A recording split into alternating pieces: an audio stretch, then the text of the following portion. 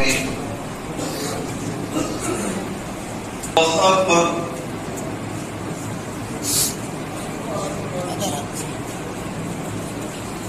الحمدلله رب العالمين الرحمن الرحيم مالك يوم الدين إياك نعبد وإياك نستعين اهدنا الصراط المستقيم صراط الذين أنعمت عليهم غير المغضوب.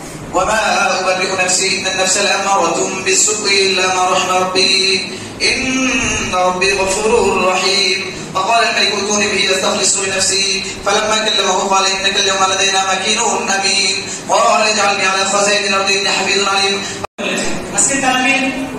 শুরুর অংশ ছিল ইউসুফের শেষ অংশ। আল্লাহ পাক রব্বুল আলামিন এখান থেকে আমাদের কিছু জিনিস শিক্ষা দিয়েছেন।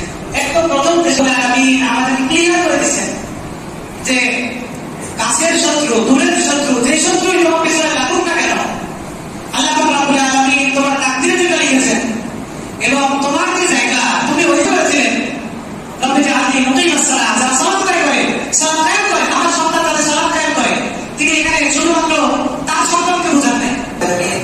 ربنا آتنا في الدنيا حسنة وفي الآخرة حسنة وقنا عذاب النار.